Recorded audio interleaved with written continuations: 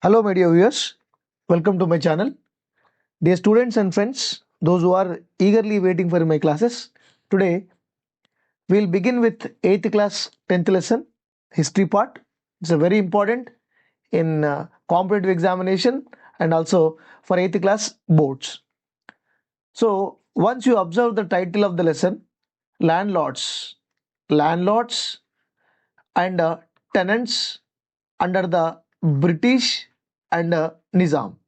So in this lesson, we are going to discuss about the condition of landlords and condition of tenants during British period as well as Nizam period. Let's see, as you all know that before British, you know that British ruled India. They ruled India. You remember that British came to India in 1608. They established their factory.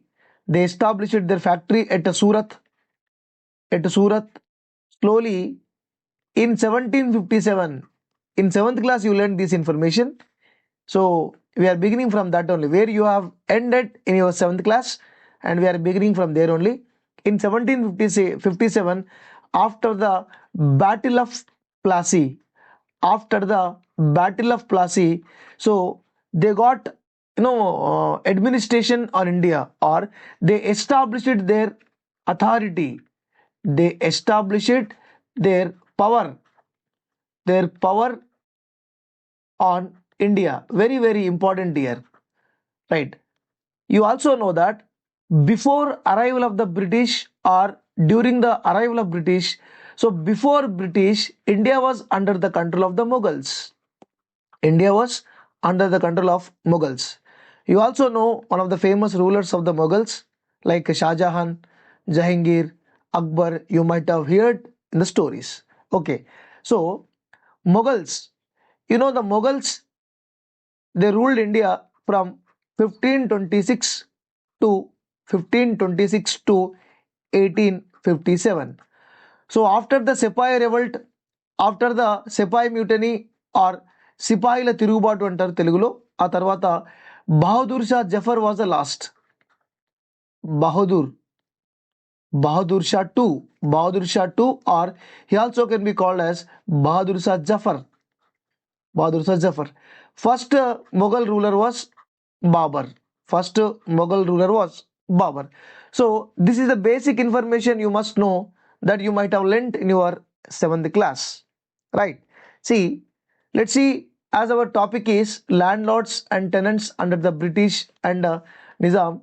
So before arrival of British, you might have heard lot of speeches during important festivals like 15th August and January 26th, that Britishers were collected tax from Indian forcefully. Okay, the tax was very high. That you might have remember, or if you are not remember, you please just recall. See, as we know that Britishers were collected tax from us, and British Empire built with the Indian money. Whatever the London you are seeing today, so very beautiful, that London was made with Indian money, obviously. So Mughals, let us see the Mughals, how the Mughals were collected the tax. See, Zamindars and peasants in Mughal period. First, let us see Zamindars and peasants. Peasant means what? Farmers. Peasants in Mughal period. So then only we can understand, we can differentiate what is the difference between Mughal collection of tax and British era collection of tax. So first మనం ఇద్దరి గురించి తెలుసుకోవాలంటే zamindars and peasants during Mughal period గురించి మనం నేర్చుకోవాలి. Okay, so మనకు తెలుసు Mughals were collected the tax. So మన బుక్లో అయితే ఇవ్వలేదు, మొఘల్స్ టైంలో ట్యాక్స్ని ఏమంటారో మన బుక్లో ఇవ్వలేదు, but I will tell you. Okay, so during Mughals period, during Mughals period, who were collected the tax during Mughals period? Zamindars were collected the tax. Zamindars collected tax. So Zamindars collected tax behalf of Mughals.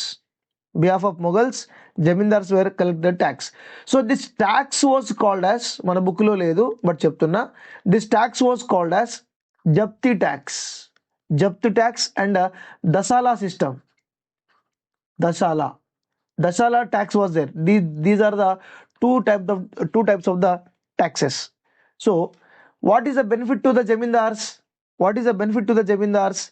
See, whenever jamindars collect the taxes, they receive small portion or small share from the tax.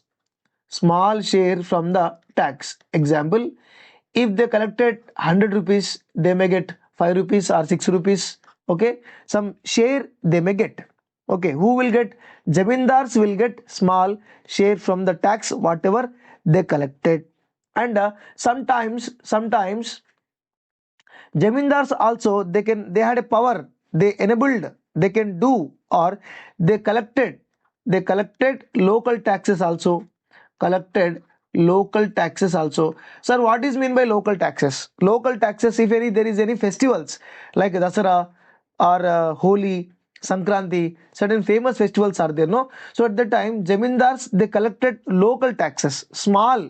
These taxes are very small. So small taxes they collected. Small taxes they collected during, no, this tax is different and this tax is different. This tax they are paying to the Mughals. This tax is they are paying to the Mughals, and this tax is remain by themselves only. Okay, and these jamindars were during the Mughals. These jamindars were, they had band of soldiers. They had band of soldiers. లేకపోతే వీళ్ళకి కూడా భయపడతాడు. They had band of soldiers with gun. వీళ్ళకి guns కూడా ఉండేటివి. వీళ్ళ దగ్గర ఉన్నటువంటి సోల్జర్స్కి గన్స్ కూడా ఉండేటివి, with guns. And also horses. They usually come on the horses. మనకు తెలుసు గుర్రాల మీద వచ్చేవాళ్ళు. Okay, so these zamindars they lived in gadis in Telangana. తెలంగాణలో అయితే గడిలో ఉండేవారు వీళ్ళు. గడి, తెలంగాణలో వీళ్ళు ఎక్కడ ఉండేవారు? జమీందారులు గడీలు అనే ప్లేస్లో ఉండేవారు. సో యాజ్ వి రిమెంబర్, ఇప్పటిదాకా మనం నేర్చుకుంది ఏంటంటే, zamindars behalf of the Mughals they collect the tax. Okay, and when ever this zamindars has two duties. This zamindars they had two important roles.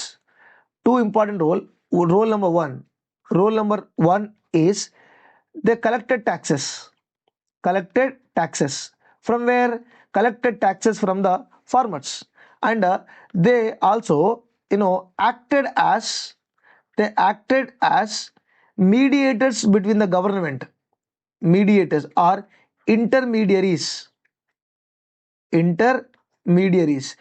They acted as intermediaries between the government and peasants. Okay, ఇద్దరికి వారధులుగా పనిచేశారు, గవర్నమెంట్కి మరియు ఫీజెంట్స్కి. And they also collect the tax. Not only that, so these zamindars not only they represented the intermediaries, but also what they did, they represented the problems also. Whose problems? Problems of farmers, common people, not only farmers. Okay, problems of farmers, common people, they represented. They explained to the king, sir, in this village these kind of people are facing these problems and farmers are facing these problems. So problems of farmers and common people, they represented to the king. So we are discussing about the Mughal era.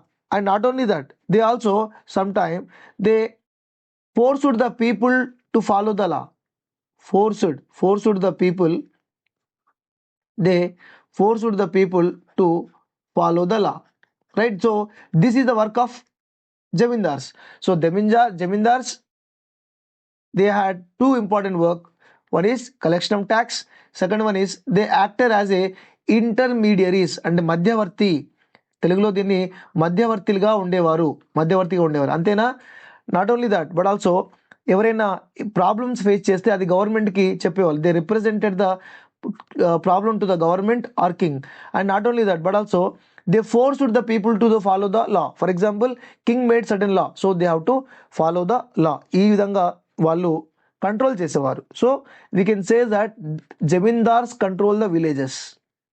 Zamindars చెప్పొచ్చు కదా, zamindars controlled the villages. So here Jamindars, Mughals were appointed the Jamindars as the tax collector, but not permanent landowners. But not permanent landowners. Not permanent landowners. Who are the actual owners? Who was the actual owner? Actual owner was the king. So they are collecting taxes from the king's land. So zamindars are not permanent land owners. ఇక్కడ వీళ్ళని మాత్రం land ఓనర్గా చేయలేదు. Okay, కింగ్స్కి ల్యాండ్కి owner కాదు, Kings ల్యాండ్కి owner కాదు. Kings land నుంచి ఆయన డబ్బులు వసూలు చేసి కింగ్కి ఇవ్వాలి. లెట్స్ సీ ద జమీందార్. ఇంకో మేజర్ ఇష్యూ చూద్దాం. So Zamindar actually he owned land. Jamindars owned lands. Jamindars own land. Jamindars own land. So Jamindars own land, it was called as khud caste. Jamindars own land was called as what? Khud caste. Very, very important word. Khud caste. Jamindars own land was called as khud caste. So for example, Jamindar had 100 acres. Total Jamindar had 100 acres of the land. So among them 20 acres is own land. So he appointed laborers. He appointed agriculture laborers for the produce or for the yield. ఎనకి 100 ఎకరాలు ఉంటే అందులో 20 acres లేబర్స్తో పని చేయించుకుంటుండు. ఓన్గా పని చేయించుకుంటూ లేబర్స్కి salary ఇచ్చి పని చేస్తున్నాడు. So the self cultivated land అని వచ్చింది దీన్ని. Self cultivated land is called as khud caste. Then remaining 80 acres, these remaining 80 acres he gave land to the tenants. ఇది టెనెంట్స్కి ఇచ్చారు. టెనెంట్స్ అంటే రెంట్కి చేసేవారు. వీటిని మన తెలుగులో వీళ్ళని కౌలు రైతులు అంటాం. సో కౌలుకి ఇవ్వడం. Okay, so Jamindar had two important works. First one is they had own land, and he has to give land to the tenants. Okay, so those who are tenants are taking land, so they will return share. They will return share in the agriculture or rent. They will give share or rent. For example, 80 is there, so he give 1 acre to 80 persons. He give 1 acre to 80 persons. So these 80 persons has to pay rent or share in the agriculture product. Rent అన్న ఇవ్వాలి డబ్బులలో, లేదా agriculture పంటలో share అన్న ఇవ్వాలి. Okay, so మనం చెప్పొచ్చు కదా, they also gave their land to the tenants and cultivate in exchange of share or produce or fixed rent. So this is because, so that's why Jamindars were called as landlords. Jamindars are called as landlords because they are having lands, and these 80% people were under the control of these landlords. So Jamindars also called as landlords because they have hundreds of acres of land they had. So that's what these are calling as landlords. So what actually the Jamindars do during Mughals period or during British period? Let us discuss about the British period. Okay, the role of Jamindar. Let's discuss about the role of Jamindars. See, Jamindar had two important roles. One role is collection of tax. And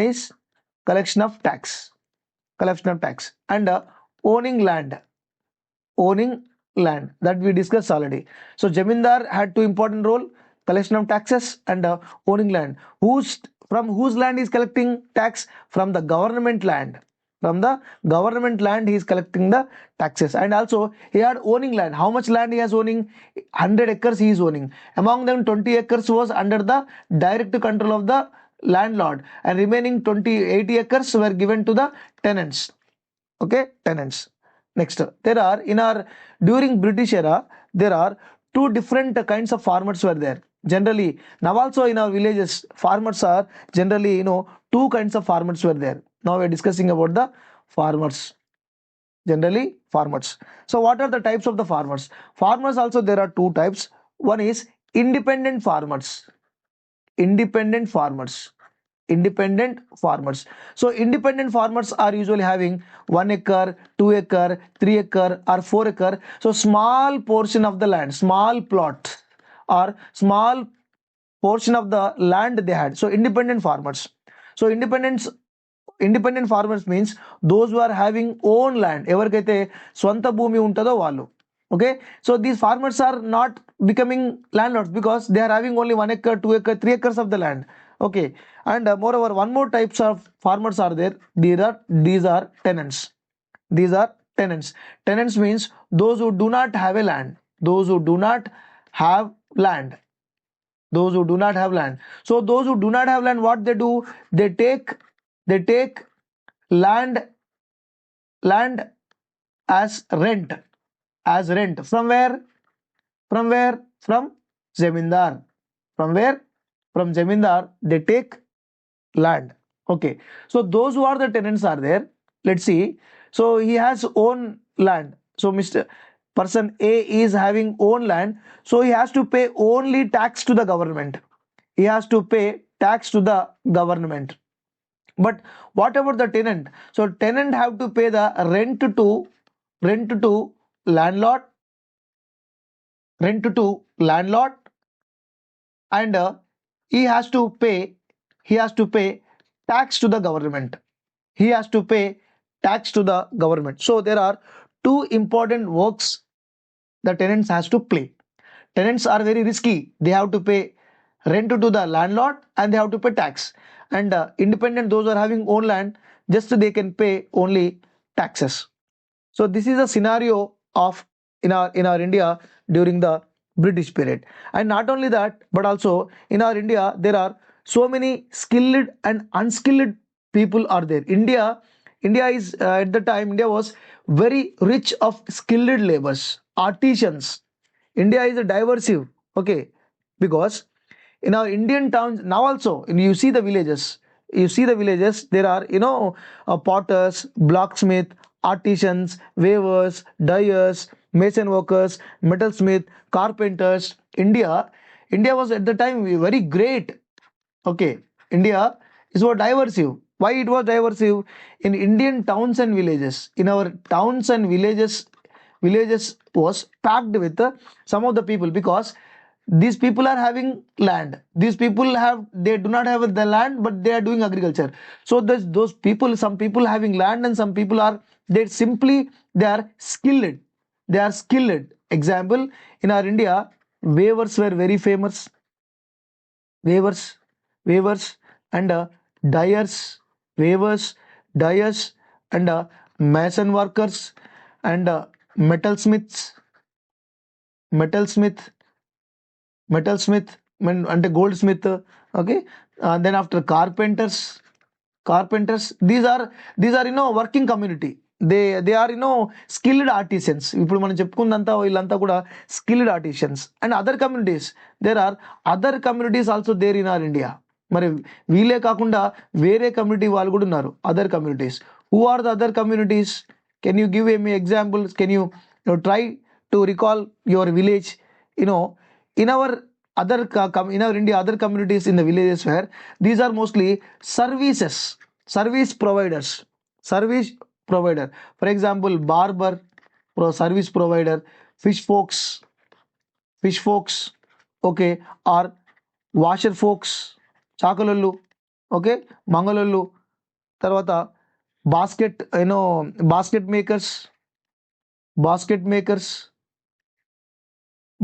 makers and butchers, shepherds, గొల్లలు, shepherds. So these are the caste community and shepherds, cattle headers, ఎడ్ల మేపేటోళ్ళు, గొడ్ల మేపేటోళ్ళు. ఇదండి ఇండియాలో complete డైవర్సివ్. కొందరు agriculture చేసేవారు, కొందరు non agriculture చేసేవారు, కొందరు skilled ఉండేవారు, కొందరు కష్టపడి పనిచేసేవారు. Okay, so we can say that Indian society at the time or Indian villages, they are there are diversive. That was diversive, and these people are there. These people are so those artisans. So India was mixed with artisans and service providers. So artisans and service providers, these are backward. Artisans are called as backward communities, BCs. Backward communities.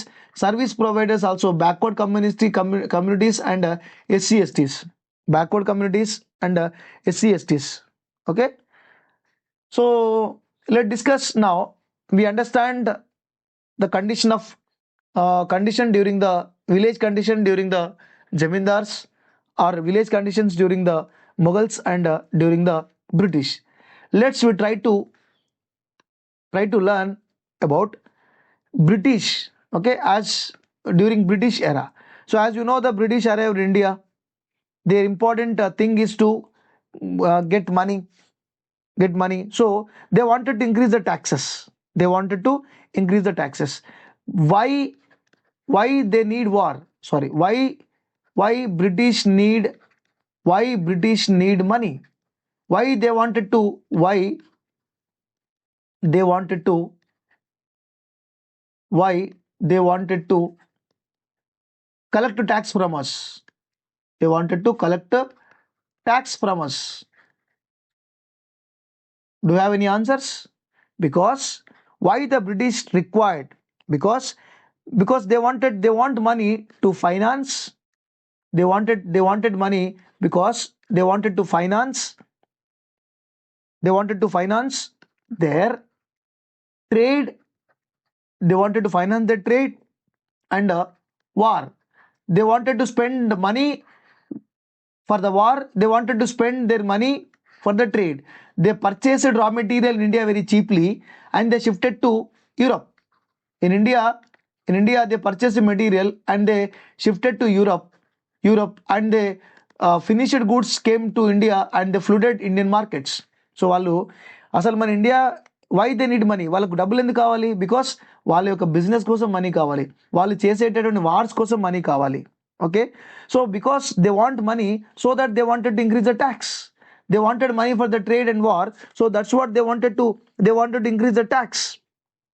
Okay, and during at the time British also observed that famines were common in our India. Famines and droughts అంటే కరువు. Famines and droughts అంటే ఏంటంటే కరువు కాటకాలు. కరువు అంటే తెలుసు కదా, కరువు అంటే వర్షాలు పడకపోవడం. So famines were common, and due to the famines and droughts, failure of agriculture. India was mostly agriculture country. మరి ఇండియా చూస్తేనేమో అగ్రికల్చర్ కంట్రీ. మరి ఇండియాలో ట్యాక్స్ ఎక్కడి నుంచి రావాలి? అగ్రికల్చర్ నుంచి రావాలి. మరి అగ్రికల్చర్ నుంచి ట్యాక్స్ వస్తేనే కదా బ్రిటిష్ వాళ్ళకి డబ్బులు వచ్చేవి.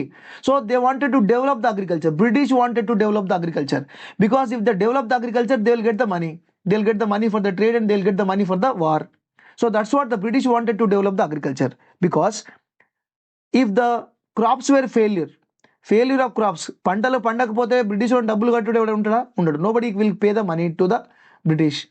So famines, droughts, failure of crops, so they observed that. So due to that, majority of the Indians are not paying taxes. So that's what. So these also lead for these droughts, famines, failure of crops, failure of agriculture. It was death of millions.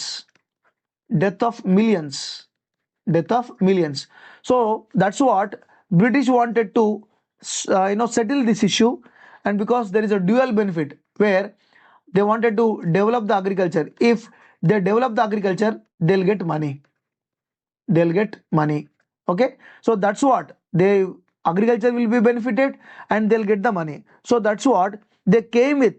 Okay, the British realized it and they believed that, so they need to be a good revenue system. So అందుకే why British need revenue system. Why British need revenue system? Because earlier revenue system was not good. So now they wanted to come with a good revenue system, good tax system. They wanted to come with a good tax system. So they came with a good land revenue system. So that is called as Zamindari system. Zamindari system also called as permanent settlement system. I repeat, permanent settlement system. Okay, because when more and more land comes under agriculture, when more and more land comes under irrigation, so that will be benefit to the British, because British will, if this land was last year it was wasteland, and so this year this land was became agriculture land, so the person who is cultivating, they have to pay tax to the British. So that's what, so British, why the British wanted to improve the agriculture? Another question, why the British wanted to improve the agriculture? Because they also want cash crops. They also want cash crops, because there was a great demand in Europe. In Europe there was a great demand. So there was a great demand in Europe for the cash crops. Cash crops are like indigo, sugarcane, cotton, jute, so వీటికి చాలా గిరాకీ ఉంది. So అందువల్ల if ఎవరైనా agriculture improve చేస్తే so వాళ్ళకి ఈజీగా దొరుకుతుంది, ట్రేడ్కి యూజ్ అవుతుంది. So this product will be use as a trade products. So that's what they wanted to achieve. Okay, they wanted to achieve. మనకి ట్యాక్స్ వస్తుంది, ఇంకోటి అగ్రికల్చర్ ప్రోడక్ట్స్ వస్తాయి. మనకు ట్యాక్స్ వస్తుంది, అగ్రికల్చర్ ప్రోడక్ట్స్ వస్తుంది. So that's what they wanted to invest the money. So British want to develop agriculture land, develop agriculture. So British wanted to develop agriculture because of agriculture products, like indigo, sugarcane, cotton, jute, and second one is tax. మనకి tax వస్తుంది. So but they doesn't want to invest money which is there in their hand. వాళ్ళ జేబులో ఉన్నటువంటి డబ్బులు పెట్టడానికి వాళ్ళు వెనుకాడుతున్నారు. They did not invest the money which is there in their hand. Okay, so వాళ్ళకి ఇప్పుడు మంచి ఇన్వెస్టర్ కావాలి. So now the investors, they are searching for the investors. So that investor was Zamindar.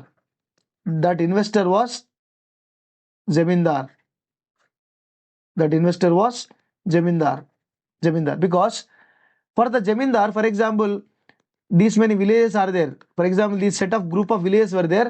So one Jamindar was given rights over this village, and one more few villages were there. Another Jamindar was given rights over these villages. These are the group of villages. So for the group of villages, this Jamindar will collect the taxes. So Jamindar will collect the taxes. If this system is 90% and 10%, so 90% of the tax he need to be remit to the British.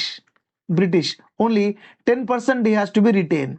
అంటే 1000 rupees వసూలు చేస్తే దాంట్లో 900 rupees ఎవరికి ఇవ్వాలి?